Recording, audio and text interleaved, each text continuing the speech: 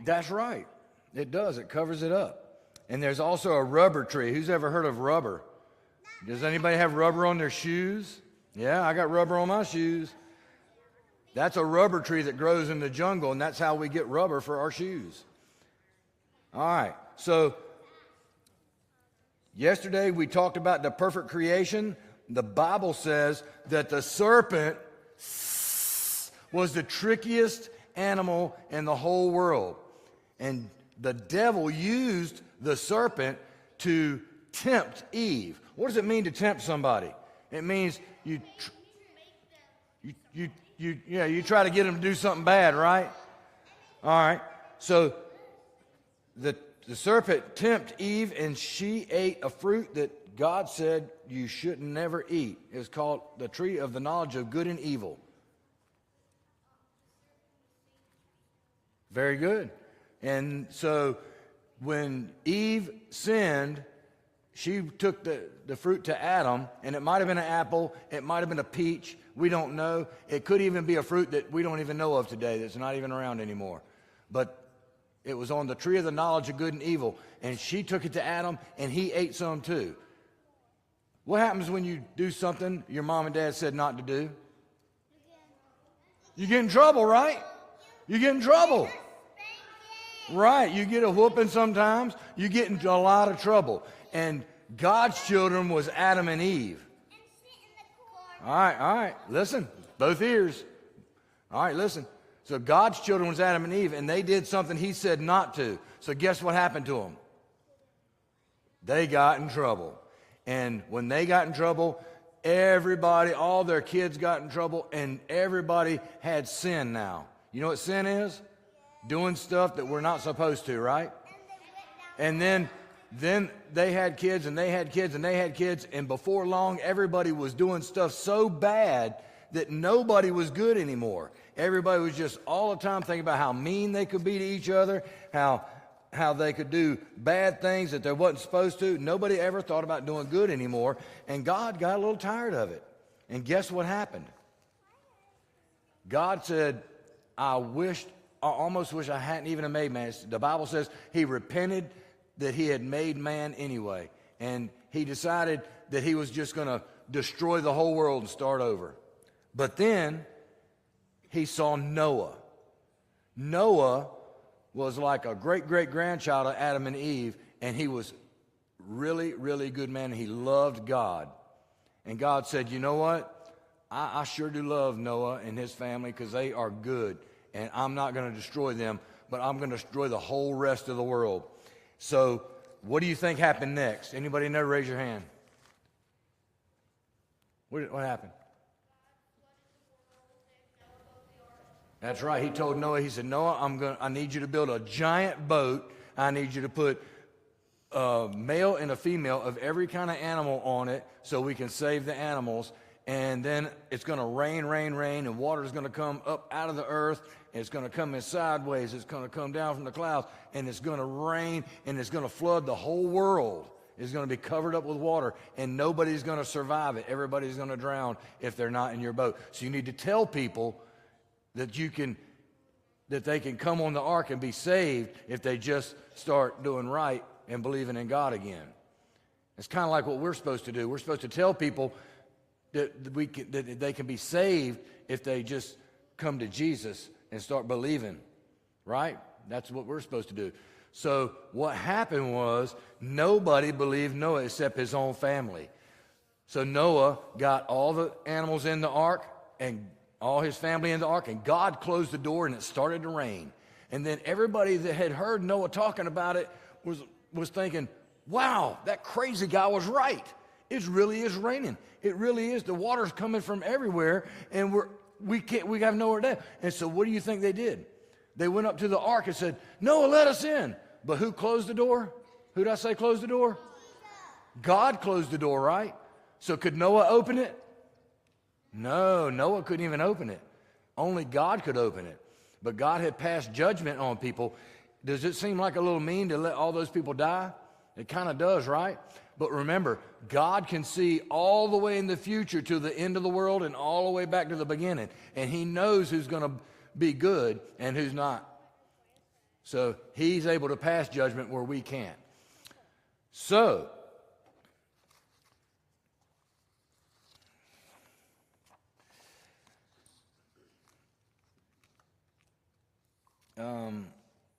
we're going to do a little bit, something a little bit fun. So who remembers what I said about Noah? What did he do?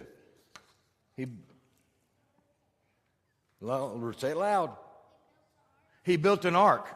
Now this ark, look at that picture up here. This ark was so big it could hold lots of animals. 2 whole school buses wide and 1.5 football fields long. That's like from here to past the playground. From here all the way past the playground. That's how long it was. And it was super high too. It was higher than 3 whole giraffes on top of each other. So it was a really big boat, right? Who wants to row that boat? Who thinks they're strong enough to row that boat? No, I don't think so. I don't think so. All right. So right now, we're going to play a little game. Who likes games? All right. Give me just a second. I'll be right back. All right. Yeah. What does this mean? Yeah. Let's yeah. Yeah. All right. So I'm the game show host. Who watches game shows on TV?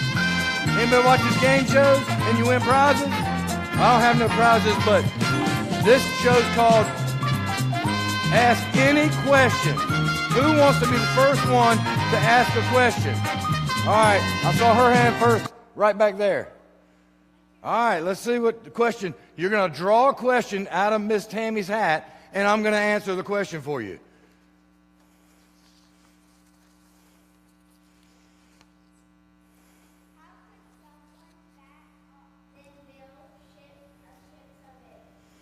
So say that again.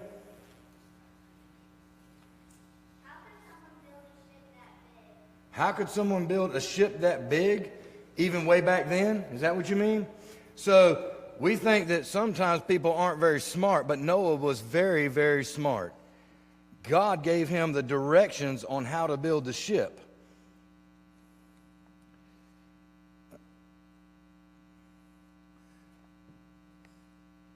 So he probably had ropes and pieces, big timbers made cranes and where he could move big things around. He probably had early machines that he could use to move all that stuff around and get it just the right size that God told him to build. Because God literally told him exactly how big to make it. All right, who wants to be next? All right, this little boy right here has his hand up. Let's see if we can help him ask a question. And say what number the question is.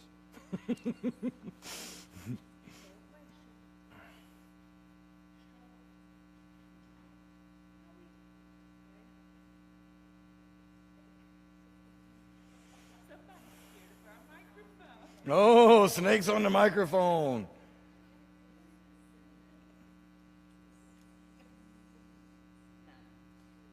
None? All right. Doesn't it take millions of years for fossils to form? That's a good question. Does it take millions of years for fossils to form? Who knows what a fossil is? All right. Tell me, Harper. It's an animal that died and his bones turned to rock. That's what a fossil is. The bones turn to rock. It's a type of dino. Sometimes it's dinosaur bones, that's right. But there's lots of different fossils that you can find. There's all kind of different fossils out there. So if you have the right conditions, fossils can form very, very quickly. They found fossils of hats and teddy bears. Do you think teddy bears are 1 million years old? No, there wasn't even people millions of years ago. Do you think hats are millions of years old? No, but they found fossils of hats and teddy bears out there. So if there's the right conditions, then fossils can form in just maybe 50 to 100 years sometimes. All right, next question. Let's go to this side. Let's go to my man right here in the glasses. Right here in a gray t-shirt and glasses.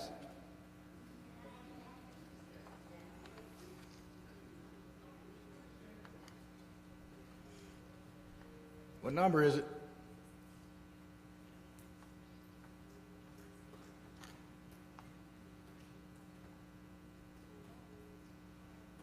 All right. What's your question?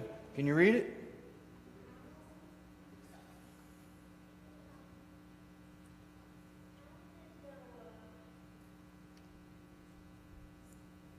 Tell him what it says, and then he can say it in the microphone. Oh, that's not 5.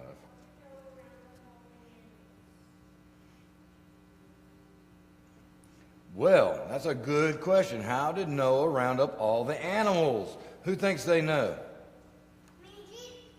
Jesus. Jeremiah, how did he do it? Jesus. He did it, Jesus? Is that how he did it? I don't understand. God called him? You're right. Noah didn't have to run around saying, "Here, ducky, ducky, ducky." He didn't have to try to catch the snake. "Snake, come back here." He didn't have to do all that. Noah just sat there, and God had the animals walk to the ark. And Noah just had to herd them right in. All right, come right this way. Can God do that? You think God can do that? He made them, and he made everything, so of course he could. Next question.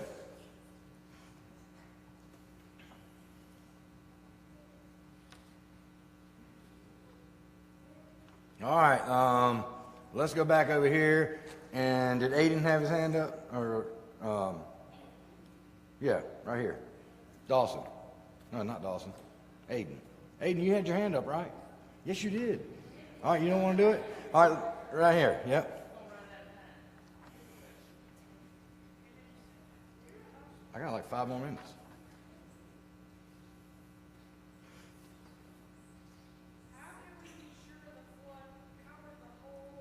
How could we be sure the flood covered the whole world? Well, just like the lesson name, it's water, water everywhere. Why would God tell Noah to build a huge ark if he could just tell him to go up on top of a mountain? That wouldn't make much sense, would it? Noah knew for years that the flood was coming, and he could have just left and went to the top of a mountain where he would be dry, right? If you knew that it was going to flood in this parking lot, but you could go up on Man Mountain and you'd be dry, where would you go? I'd go on Man Mountain.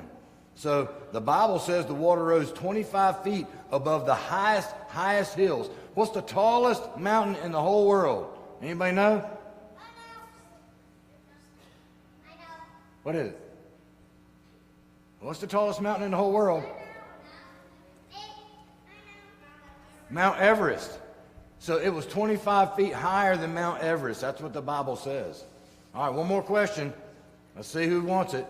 All right, let's go way over here in the corner of this little girl in a gray shirt.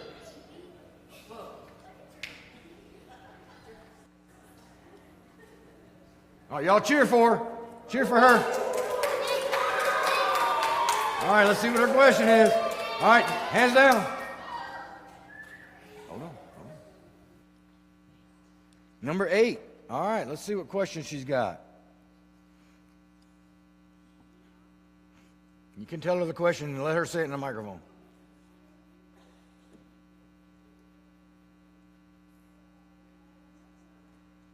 Yay! Is there scientific evidence of a worldwide flood? Well, is that a good question? Who thinks there is? Who thinks there's not? You think there's not? For the flood caused huge amounts of water and mud to flow all over the earth. When dirt gets wet, what does it turn into? Mud. Does mud slide down the hill? Do you slide in mud? You can slide in mud, right? Mud slides. Have you ever heard of a mudslide?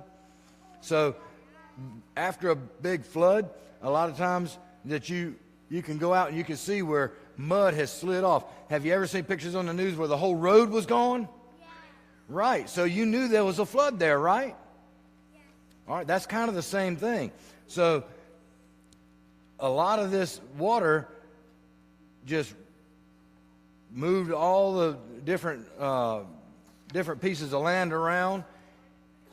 And scientists can study that, and they can see parts of the Earth's crust that were exposed during the worldwide flood. And in many cases, that's the only thing that could explain it, is a whole worldwide flood. One little piece of here and there, one small flood here and there wouldn't have done all that.